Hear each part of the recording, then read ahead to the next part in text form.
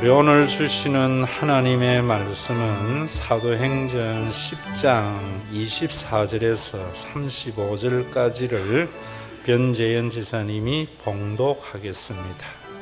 이튿날 가이사랴에 들어가니 고넬료가 그의 친척과 가까운 친구들을 모아 기다리더니 마침 베드로가 들어올 때에 고넬료가 맞아 발 앞에 엎드려 절하니 베드로가 일으켜 이르되 일어서라, 나도 사람이라 하고 더불어 말하며 들어가 여러 사람이 모인 것을 보고 이르되 유대인으로서 이방인과 교제하며 가까이 하는 것이 위법인 줄은 너희도 알거니와 하나님께서 내게 지시하사 아무도 속되다 하거나 깨끗하지 않다 하지 말라 하시기로 부름을 사양하지 아니하고 왔노라. 묻노니 무슨 일로 나를 불렀느냐? 고넬료가 이르되 내가 나흘 전 이맘때까지 내 집에서 제9시 기도를 하는데 갑자기 한 사람이 빛난 옷을 입고 내 앞에 서서 말하되 고넬료야, 하나님이 내 기도를 들으시고 내 구제를 기억하셨으니 사람을 요바에 보내어 베드로라 하는 시몬을 청하라. 그가 바닷가 무두장이 시몬의 집에 유숙하느니라 하시기로 내가 곧 당신에게 사람을 보내었는데 오셨으니 잘하였나이다. 이제 우리는 주께서 당신에게 명하신 모든 것을 듣고자 하여 다 하나님 앞에 있나이다. 베드로가 입을 열어 말하되 내가 참으로 하나님은 사람의 외모를 보지 아니하시고 각 나라 중 하나님을 경외하며 의리를 행하는 사람은 다 받으시는 줄 깨달았도다. 우리가 복음을 알고 또 그 복음 안에서의 신앙생활을 하고 이러는 이유가 어디 있는가 하면은 우리의 믿음이 우리를 억압하지 않고 학대하지 않는 삶, 또 우리의 신앙생활이 행복한 하나님의 나라를 맛보는 신앙생활이 되도록 가장 중요한 것이 뭐냐면은 우리가 선입견을 가지고 성경을 봐서는 안 된다 하는 겁니다. 선입견이라는 것은 우리가 이미 알고 있는 내용, 종교적인 관습과 예전에 이해한 선입견일 수도 있지요. 그리고 우리가 가지고 있는 윤리적인 선입견일 수도 있고 또 사회적인 통념, 우리나라 사람들이 생각하는 가치관 속에서 성경을 생각할 수도 있고 또 개인적인 신앙적 체험이나 사회적인 체험을 가지고 성경을 해석할 수도 있습니다. 그러면은 복음에 접근할 수가 없어요. 저도 성경을 읽을 때에 늘 먼저 기도하는 내용이 빈 마음, 백지의 마음으로 하나님의 말씀을 듣기를 원합니다 라는 기도를 드려요. 누구보다도 신앙적 선입견이 많은 사람이거든요. 왜냐하면 어릴 때부터 신앙생활을 했고 또 신앙생활할 때 가장 근본주의 신학을 가지고 있는 보수 신학의 아버지 못해서 신앙생활을 했고 이랬기 때문에 읽어보면은 딱 이 말씀을 가지고 목사님들이 어떻게 설교했느냐 하는 것이 먼저 떠오른다고요. 그것을 없애고 본문이 말씀하시는 것을 들어야 되거든요. 오늘도 여러분들에게 이 말씀을 하면서 복음의 깔딱고개 이해하고 누구를 위한 추수감사절인가라고 한 이유는 바로 그런 부분 때문입니다. 오늘 본문에 보면은 참 고넬료는 경건한 사람, 그냥 수거적으로 여호와를 경외하는 자라는 말은 이방인 중에 여호와 신앙을 가지고 있는 자라고 그랬지요. 그런 자였지만은 그런 사람이 될 수 있을 만큼 그의 경건의 모습은 참 본받을 만하고 감히 접근하기 어려울 정도다 이렇게 생각합니다. 베드로를 초청하고 난 뒤에 초청만 한 게 아니라 거기에 보면은 그의 친척과 가까운 친구들을 모아 기다리더니 하나님의 계시로서 베드로를 초청하고 난 뒤에 그 말씀에 얼마나 사모하는 마음이 있었으면은 친척들과 가까운 사람들을 다 모아놓고 기다렸다 이럽니다. 정말 나는 그렇게 진심으로 하나님의 말씀에 대한 기대가 있는가 좀 부끄럽더라고요. 그 다음에 보면은 마침 베드로가 들어올 때에 고넬료가 맞아 발 앞에 엎드려 절하니. 여러분, 고넬료는 당대에 어떤 신분을 가지고 있는 사람입니까? 지배국 로마의 백부장입니다.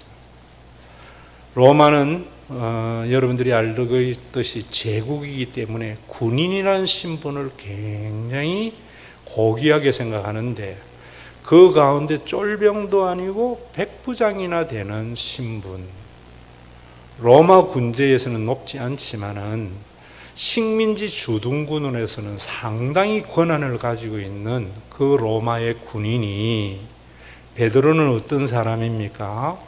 유대인 가운데의 귀족 출신도 제사장 거룩도 아무것도 아닌 어부에 지나지 않는 하찮은 신분의 그 베드로에게 엎드려 절하더라 이런다고요. 겸손을 넘어서는 하나님 앞에 얼마나 올바른 마음의 자세가 있는 사람인가. 저도 30대에 교역자가 돼서 그때는 신방을 참 많이 하는 목회를 했잖아요. 가면은 대다수의 교회 교인들이 하나님을 만난 것과 같이 제 부모님 연세 되시는 분들도 청소도 하고 또 나와서 맞이하면서 목사님 먼저 들어가게 하고 이럴 때 황송했다고요.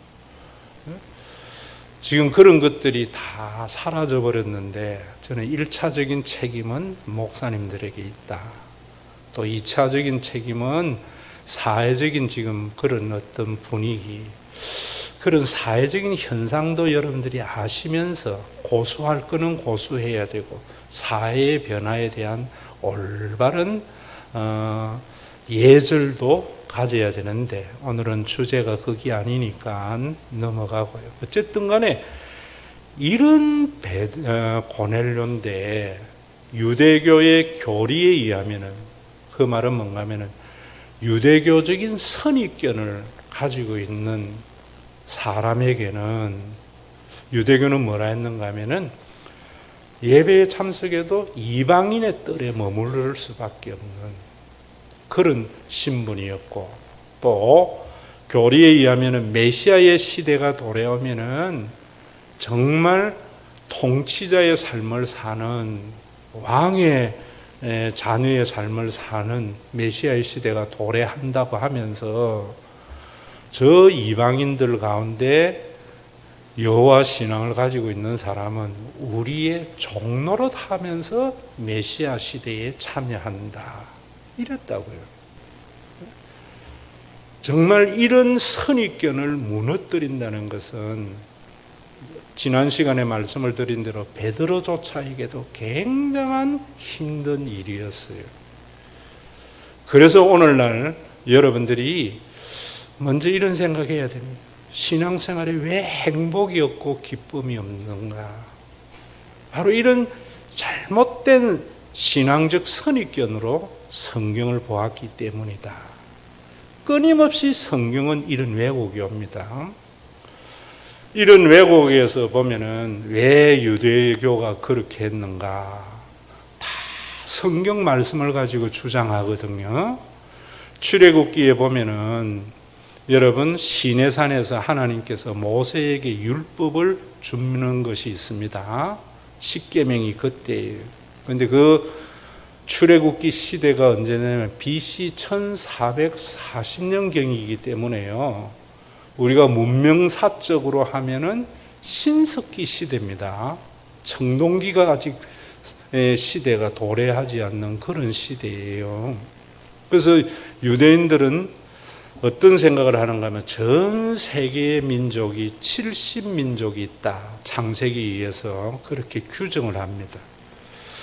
그래서 출애굽기 시의 시내산을 사건을 보면서 하나님께서 십계명의 율법을 주시려고 각 민족의 대표를 불렀는데 소설을 쓰는 거지요. 성경을 보면서 모든 민족이 다 거부를 했는데 유대인만 그 십계명을 받아들였다. 왜 그랬는가? 모압과 암몬은 여러분들도 알다시피 음행으로 태어난 민족이거든요. 그래서 그들은 십계명 보다가 칠계명에 간음하지 말라라고 했으니까 이거는 우리 민족에게 안 맞아 하고 내팽개쳤다는 거예요. 에돔 족속은 에서 족속인데 굉장히 난폭하고 또 남의 것을 빼앗아서 사는 그런 기질이 있는 민족입니다. 그런데 가만히 보니까 도둑질하지 말라, 살인하지 말라. 우리 어떻게 살아란 말이야? 우리 이거 필요 없어. 그런데 이 계명을 유일하게 받아들인 민족이 유대인이다. 이래 해석을 하는 거예요. 그래서 우리 유대인들은 특별한 하나님의 사랑과 은총을 받는 선민이다. 선민의식이 다 그렇게 성경을 잘못 해석한 데에서부터 출발을 한다고요. 자, 이런 유대교의 관습을 넘어서는 것은 참 어렵습니다. 그래서 베드로가 뭐라는가 하면은 유대인으로서 자기가 종교적 유대인으로서 이방인과 교제하며 가까이 하는 것이 위법인 줄은 너희도 알거니와 이방인들과 교제하거나 같이 밥을 먹어서 안 된다는 것 성경 아닙니다. 성경을 잘못 해석한 유대교고 선입견입니다. 자, 여러분 오늘도 제가 왜 이런 말씀을 드리는가 하면은 그래야만이 여러분들에게 복음이 들어가요. 이번에 추수감사절을 맞이하면서 제가 누구를 위한 추수감사절인가라는 부제를 달한 것은요. 지난주가 제 아버지의 기일이었기 때문에 참 몇 년 잘 내려가지 못했어요. 그래서 이번에는 좀 한번 갔다 와야 되겠다 하고 양산에 계시기 때문에 쭉 내려가는데 추수감사절이니까 내가 어떤 생각을 했는가 하면은 지금까지 이번 주가 추수감사절인데 드리는 추수감사절이 하나님이 받으실 만한 추수감사절인가? 아니면은 그냥 간섭을 따라서 그렇게 했는가? 이런 질문을 했어요. 여러분들이 인격적인 신앙이 참 중요합니다. 인격적인 신앙의 반대는 맹신입니다. 맹신은 감정에 의한 신앙입니다. 이 신앙은 변하고 사라지기가 쉬워요. 인격적인 신앙은 우리의 삶에 굉장한 유익을 줘요. 인격이라는 것은 지정의, 지성의 바탕을 둬야 돼요. 우리 한국에 지금 기독교가 쇠퇴하고 모든 종교가 지금 쇠퇴한다는 것은 맹신의 신앙을 강조했기 때문입니다. 감정이 사라지니까 이제 신앙마저도 점점 약해지고 떠나게 되는 거거든요. 인격적인 신앙은요, 가면 갈수록 더 깊어지고 확고히 되는 신앙입니다. 그럼 인격적인 신앙은 뭐냐면은 왜 믿어야 되는가? 왜 우리가 이래야 되는가? 무엇을 믿는가가 아니고 어떻게 믿어야 되는가? 여러분들에게 이런 것들이 우리 목사님이 참 생각을 많이 하고 연구를 많이 해서 이런 말씀 하시는 거구나. 맹신자가 됩니다. 목사님이 그렇게 생각한 것과 같이 여러분들도 그런 관점에서 생각해 가야 됩니다. 그래야 그것이 내 인격이 되고 삶이 되거든요. 추수감사절을 제가 돌이켜보니까 그저 한 해 동안 하나님께서 베풀어 주신 은혜, 특히 코로나19 가운데에서도 오늘 나를 존재하게 하신 그 하나님의 은혜에 감사해서 예물 드리고 또 좀 의미 있게 좀 의식 있는 교회라면은 드린 예물을 가지고 가난한 사람 나누어 주고 이런 건 줄 알았어요. 저도 그런 생각을 했어요. 근데 왜 추수감사절을 드려야 되고 어떻게 드려야 되느냐 곰곰이 생각해 보니까 이게 미국에서부터 유래된 기독교의 전통이에요. 왜 미국에서 전개됐는가? 선교사들이 가져온 거지요. 그들의 기독교적인 관습과 전통을 잘 아는 대로 미국의 추수감사절은 1600년도 신앙의 박해를 피해서 청교도들이 뭐 이러는데 신앙의 자유를 찾아서 그런 말들도 굉장히 자기중심적인 말이구나. 성공해도 기독교거든요. 그러니까 다른 교파에 의해서 억압을 받았단 말입니다. 그래서 신앙적 억압 피해서 신앙의 박해가 아니에요. 교리적인 억압의 박해 속에 자유를 찾아서 신대륙으로 갔지요. 102명이 갔지요. 그들이 도착한 미국 동부의 지역, 전혀 유럽하고는 다른 자연 환경. 그곳에 뭐 집이 있습니까? 또 농사법을 알아요. 그들이 8월에 출발하려고 하다가 9월 초순에 출발해서 11월에 그들에게 도착했는데 그들을 맞이하는 것은 황량한 항무지와 혹독한 자연 환경이었지요. 그 겨울을 지나면서 절반이 죽었습니다. 50여 명 살아있을 때 그나마 그들이 살아남을 수 있었던 것은 원주민인 인디안들이 그들에게 많은 것을 제공해주고 농사법을 가르쳐 주었거든요.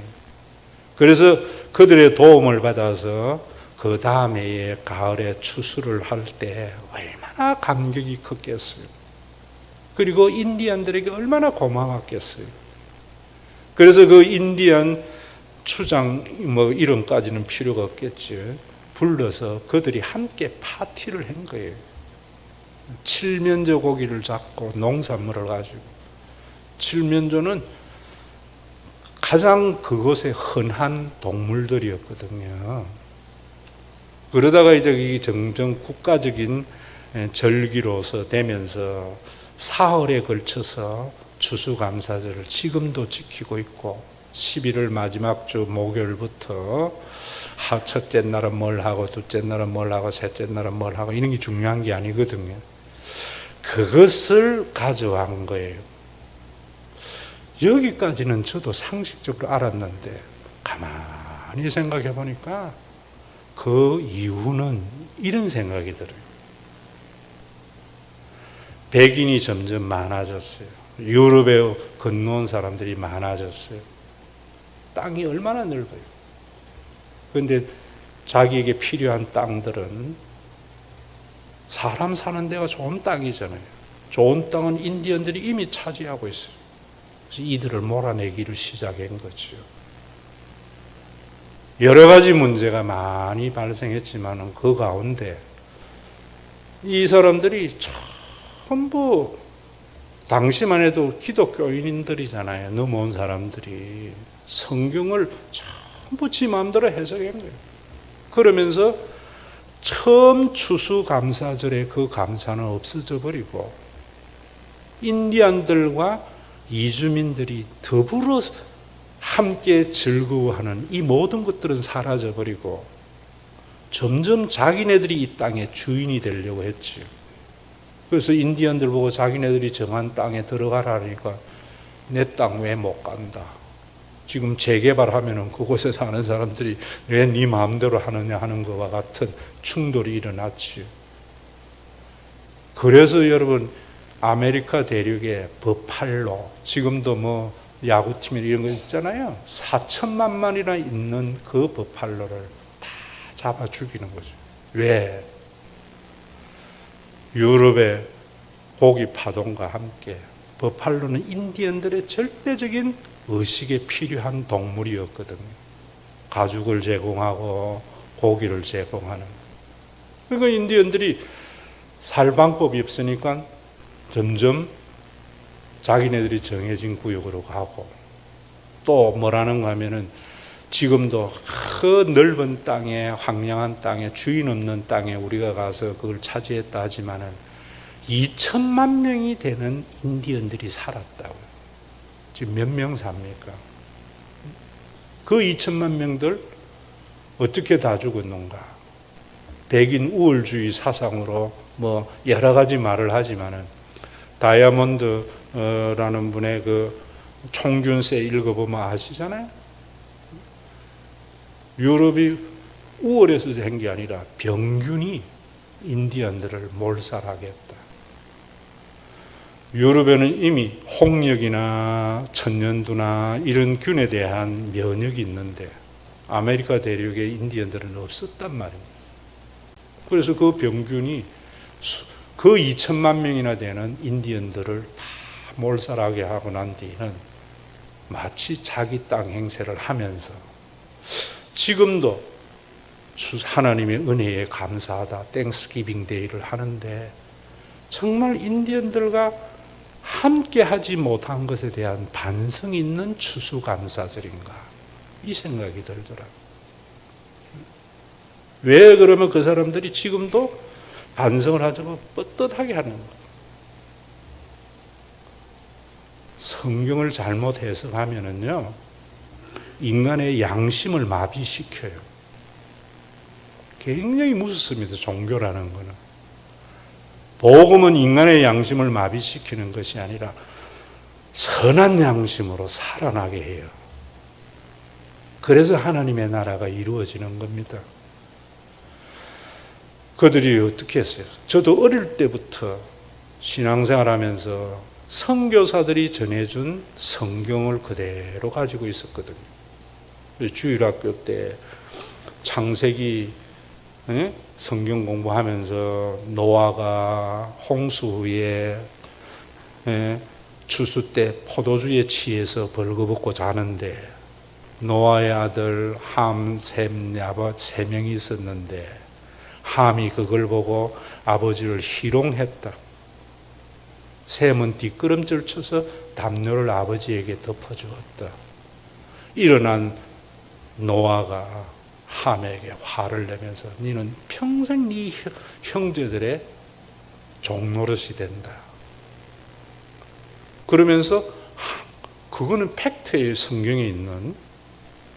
그런데 그걸 어떻게 하는 거면 함은 흑인, 셈은 황인종, 야벳은 백인종. 지금도 여러분들이 그런 생각을 가지고 있는 사람들이 얼마나 많아요. 근데 창세기 그 족보를 가만히 들여다보면은요, 인도인들은 새카맣잖아요. 야벳 족속입니다. 야벳 족속. 유대인들은 희잖아요. 그들은 셈족입니다. 이런 것들을 백인 우월주의로 성경을 해석해서 흑인들을 노예로 부리고 인디언들을 몰살하는 것을 당연시하는 모든 죄책감을 없애는 데에 사용돼 버린다. 오늘도 여러분들이 신앙에 저는 그런 거는 죽은 기독교라 그래요. 정말 교회가 우리 공동체의 화합의 근원이 되는가? 분열과 갈등의 단초. 그 분열과 갈등의 단초의 역할을 하면서도 당연히 신앙적으로 올바른 행위를 하는 것과 같은 생각은 성경이 잘못된 게 아니고요. 잘못된 신앙의 선입견이 그래 만들어낸 거예요. 추수감사절을 보면서 참 내가 아무 생각 없이 교인들에게 했구나. 맨날 인격적인 신앙을 말하면서도 아직 멀었구나. 이런 생각이 들어요. 진짜 추수감사절은 뭔가? 신명기로 가야 되겠죠. 신명기에 보면 유대인의 3대 절기가 유월절, 초실절, 장막절. 초실절과 장막절이 맥주와 추수감사절을 나타낼 수 있는데 영적인 의미는, 구원사적 의미는 차치하고라도 그 내용이 뭐냐, 어떻게 제정을 하고 왜 주었는가, 이런 거 알지 못하고 문자주의에 빠지면은 마치 지금 우리가 감사헌금 내가지고 뭐 가난한 사람 좀 도와주는 것이 의식 있는 교회와 같은, 인간의 정말 제의식을 전혀 깨닫지 못하는 그런 절기가 되어져 버린다. 여러분, 애굽에 있는 것은 노예의 신분이거든요. 그 노예의 신분이 가나안으로 가는 것은 자유인이 되는 거예요. 굉장한 겁니다. 그런데 왜 40년 동안 광야의 길을 걷게 했는가? 시나이 반도는 그렇게 큰 데가 아닙니다. 3일 길 정도, 길어야 일주일이면 건너갈 수 있는 그 길을 40년을 그들이 그곳에 머물게 했거든요. 그 머물 때에도 민수기에 의하면은 성막에 구름이 떠오르면은 행진을 했고, 구름이 내려앉으면 유진을 하는 것. 그들이 유진한 곳마다 오아시스였어요. 가데스 바네아라는 것은 가데스 오아시스인데 굉장히 큰 오아시스였어요. 그곳에서 38년 동안 머무른 거예요. 뺑뺑 돌아간 게 아니고. 여러분, 그럴 때에 한번 생각해 보세요. 200만 명이에요. 장정만 60만이었기 때문에. 그 사람들이 2, 3일 정도 가서 이제 텐트 치자마자 구름이 떠오르면 또 갔어요. 그곳에 1년이든 2년이든 유진하는 것은요, 지옥이지요. 200만 명이 쏟아내는 분뇨라든지 상수도 문제. 하나님 은혜 아니고는 갈 수 없어요. 왜 하나님의 은혜로 경험하게 했는가? 이걸 아셔야 된다. 그러나 그 전에 여러분들이 생각해야 되는 것은, 노예 신분일 때에는요, 인간이 차별이 없었어요. 광야의 길을 걸어갈 때에도 사람 차별이 없습니다. 이제 모든 게 풀리면은 여러분들이 뭐 패키지나 무슨 여행을 가게 되는데, 특히 패키지 가면은 20, 30년 가보세요. 지가 한국에서 얼마나 큰 부자들, 가난한 사람인들 별 차이가 없어요. 부자라고 뭐 비싼 옷 가지고 뭐 바리바리 싸우면은요, 불편하기 짝이 없어요. 여행 다닐 때는 활동하기 편한 옷, 메이크업보다 꼭 삶에 필요한 정도만 가지고 있으면 돼요. 그래서 패키지 다닐 때에는 옆에 있는 사람이 그랬다가 한국에 들어오면서 그때부터 이제 차별을 느끼잖아요. 신명기의 말씀은 그 나그네를 걸어갔던 이스라엘이 이제 정착민이 되는 그 직전에 주신 말씀이에요. 그곳에 가면은 너희들이 이제 신분의 차별이 있을 거다.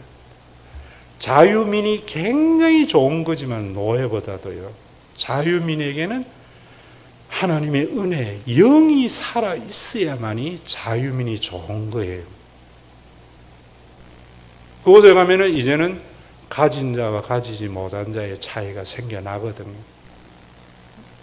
그래서 그들에게 절기를 지킬 때에 너와 내 자녀와 노비와 내 성중에 거하는 레인과 객과 고아와 가부와 함께 즐거워하라.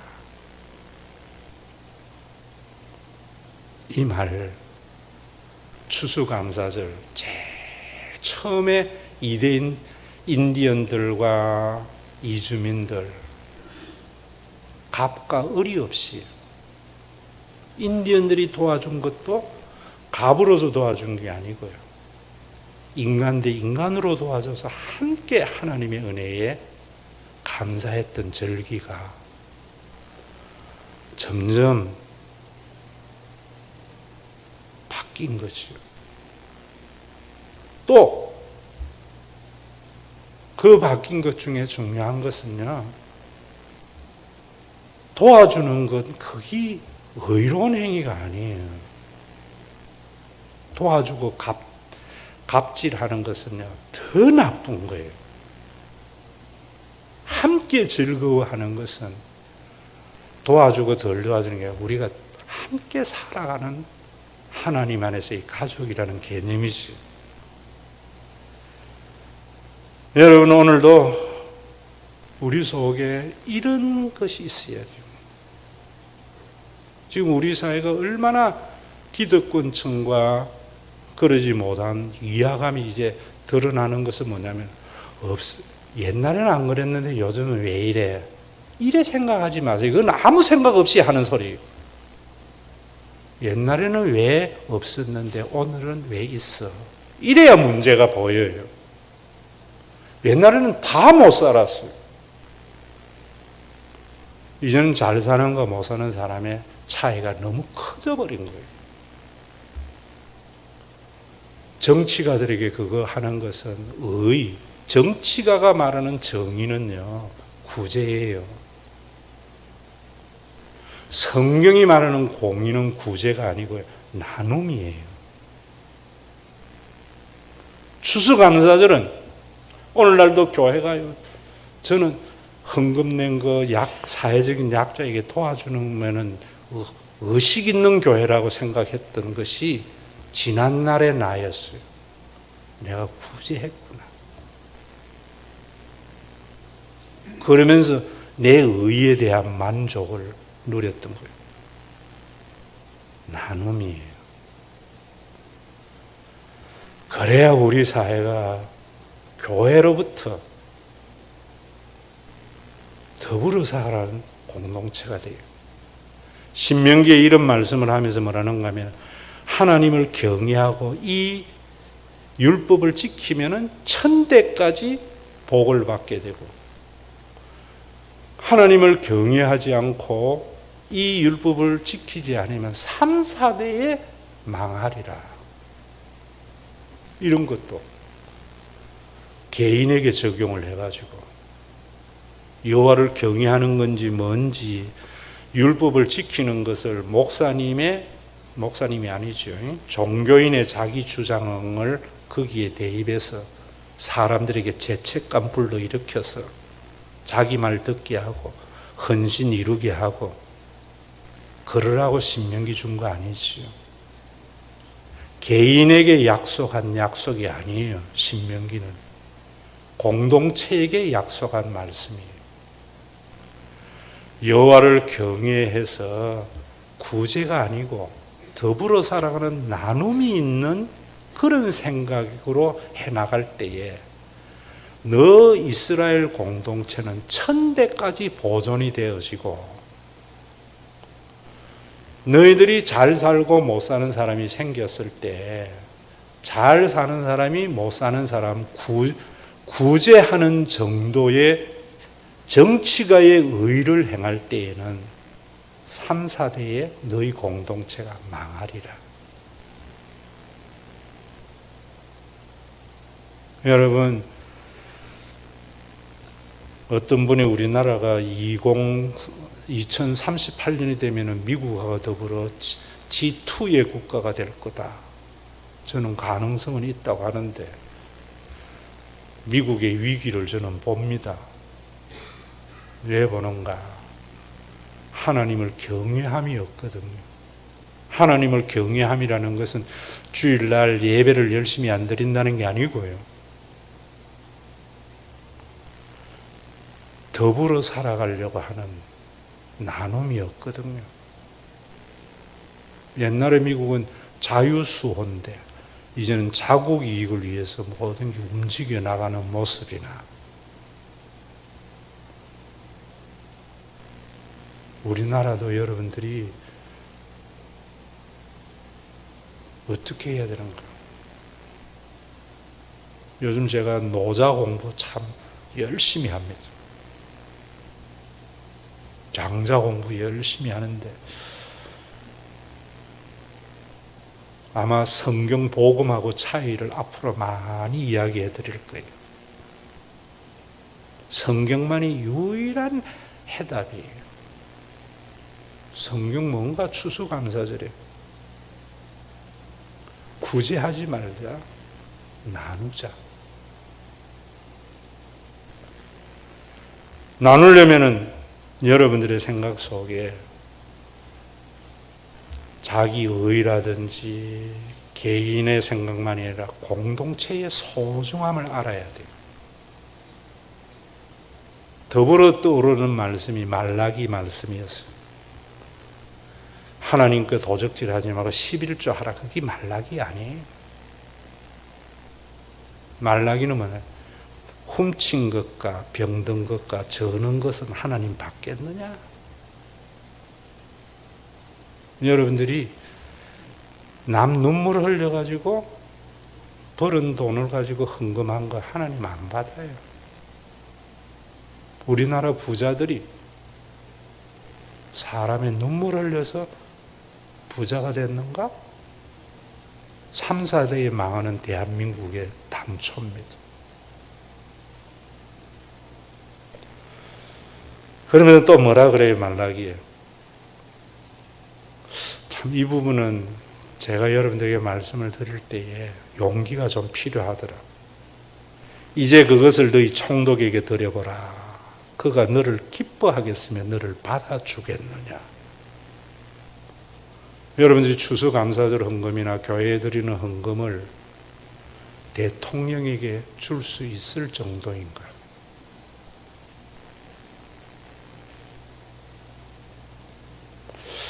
우리 교회가 저는 1세대의 담임이었기 때문에 할 수만 있으면 교회의 모든 것을 내가 책임지려고 했어요. 책임지기도 버거운 사람이 내 하나 문제도. 그래서 여러분들에게 헌금의 문제나 교회에 사실 은행 이자가 없어도 여러분들에게 전혀 제가 뛰어다니면서 모든 걸 다 해결하려 했지요. 그래서 지금도 우리 교회는 재정은 늘 제로에서 왔다 갔다 해요. 셋째 주 되면 한 2천만 원 가까이 됐다가 마지막 주 이래 하고 사례주고 다 하고 나면은 또 마이너스 100만 원, 200만 원. 이런 공동체가 이제는 내 다음 대의 목사에게는 이래주기는 안 되겠구나. 교회가 부유해져야 되겠구나. 왜? 우리 교회의 부유함은 우리 모두의 부유함이 될 거라는 확신이 생겼어요, 이제는. 그러려면 여러분들이 하는 헌금을 총독 대통령에게 줄 수 있는 액수인가? 한 번쯤 생각해 보세요. 저는 우리 아이들을 할아버지로서 용돈 줘요, 제일 처음에는 2,000원 주다가 이거 받고 애들이 받는 둥 마는 둥 할까 해서 1,000원 던져줬다가 내년에는 이제 최소한 5,000원 정도 주려고 그래요. 왜? 아이들도 안 받는 걸 하나님께 드리는 것은 물론 형편이 안 되면 할 수 없지만은요.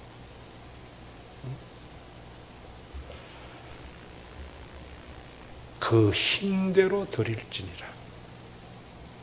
나에게 좀 부담스러워야 돼요. 그래서 우리 교회에 정말 이제는 좀 사회적인 약자, 어려운 사람들도 교회가 힘이 될 수 있는 교회. 그래서 천대까지 주님의 재림의 날까지 교회가 존재하려면은 한국의 모든 대립과 갈등이 교회로 말미암아 해결될 수 있어야 되거든요.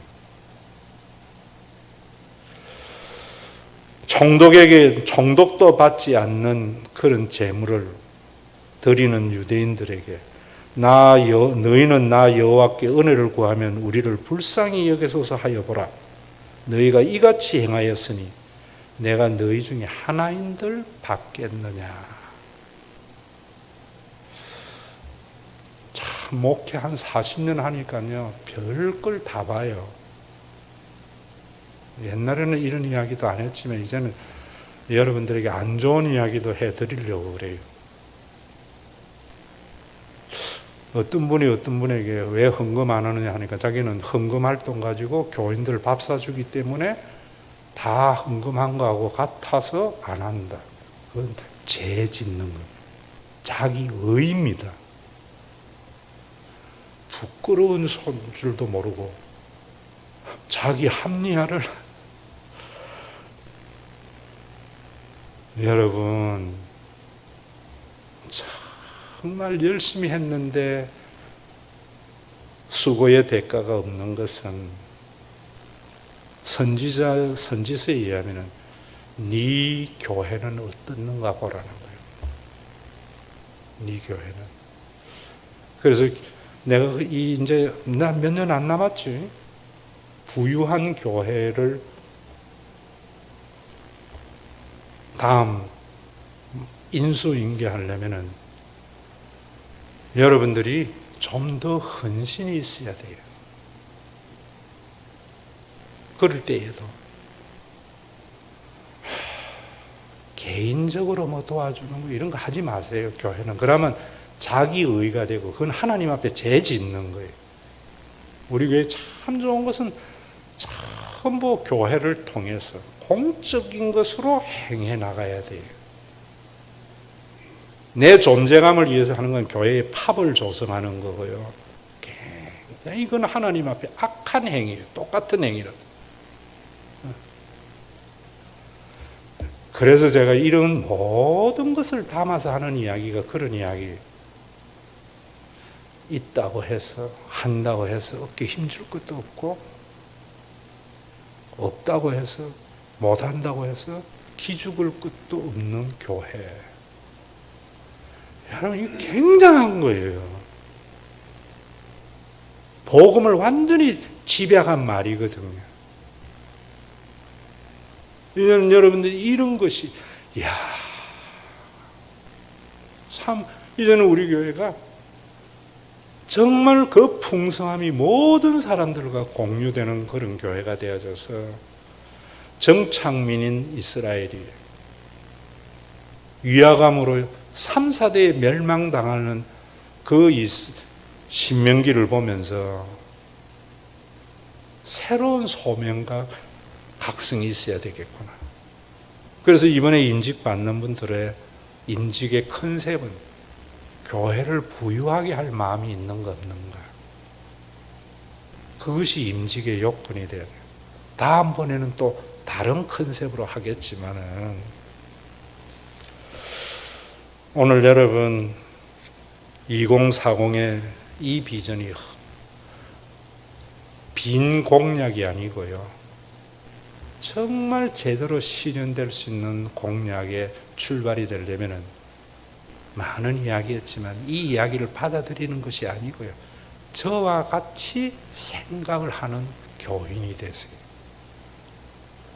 내가 이런 생각을 축출해내서 설교하는 것과 같은 여러분들의 신앙적 고정관념에서 벗어나서 이런 정말 하나님에게 직접 대면하여 말씀을 받는, 그래서 우리 교회의 주인공이 모든 교인들이 될 수 있도록 교회를 사랑하는 마음이 여러분들 속에 생겨나기를 바라고, 최초의 추수감사절, 굉장한 더불어 살아가는 추수감사절이었지만 지금의 추수감사절은요, 악을 짓는 추수감사절이에요. 악을 행하는 추수감사절이에요. 오늘의 추수감사절, 헌금이 중요한 거 아닙니다. 그런 거 머릿속에 너무 담지 마세요. 내 속에 주님 세운 교회를 사랑하는 마음이 있는 거.